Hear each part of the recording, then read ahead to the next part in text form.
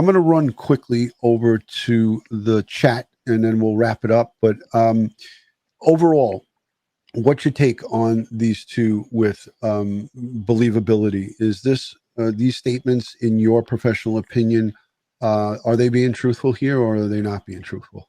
I believe that there is some deception in their statements. I don't see how we can rule them out as suspects due to all the aforementioned things that I had stated before, as well as the circumstances.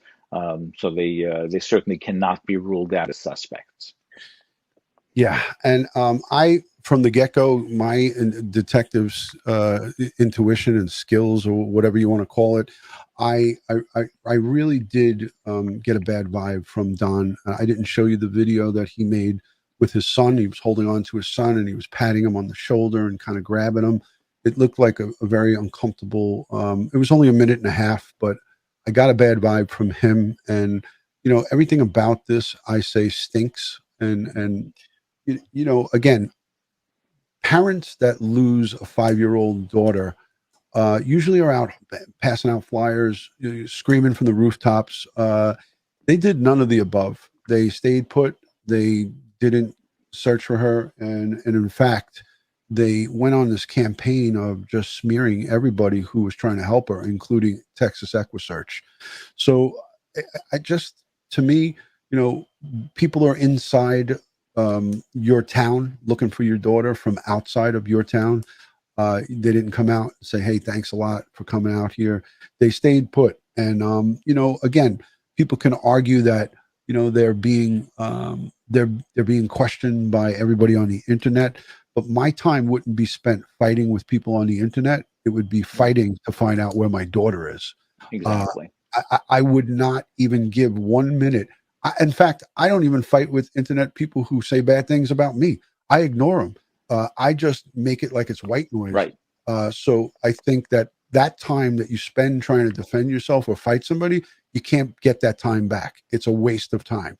But in these parents' case, they're not demonstrating loving, caring parents. They're more concerned about fighting about what people think about them. And at the end of the day, people hate when I say at the end of the day, but I love to frickin' say it. So you.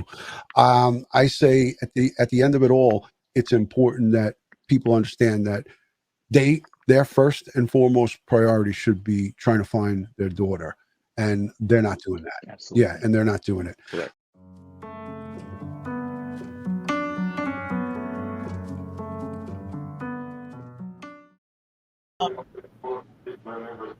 I mean, anywhere you can, any of us can look. Anywhere where can I? Do you know where I can get flyers at in Kingsport? I'll go get some, Candace. And yeah, I know. Oh my gosh, I can't remember the place though. It's an Enterprise place, ain't it? They gave me a whole stack at Summer's Prayer Vigil, and I left them. Oh no. Yeah, I forgot about them. Let me see if I can scroll up and still be here. I bet Robin's got some, don't she? Or does she? I don't know if she does. I have not asked her. Okay. I'd love to put some up here. Jinkies has got one at her restaurant, don't you, Jinkies? I do. Nana for Life is the one. I asked her where she found them at.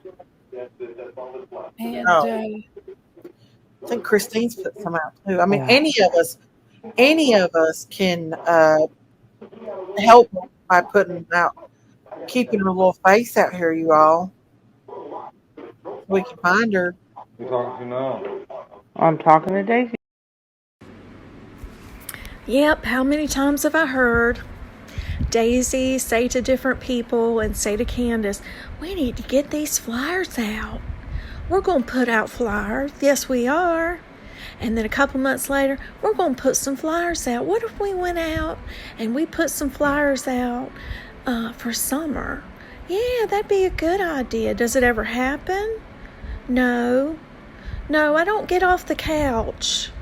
And not to mention that she can't even remember where flyers were done in Kingsport. And Josh from the lab sent Candace and Dawn 5,000 flyers and you want to know what they did with them, did they put some out? They at least put a few. They refused to sign for them and rejected the package.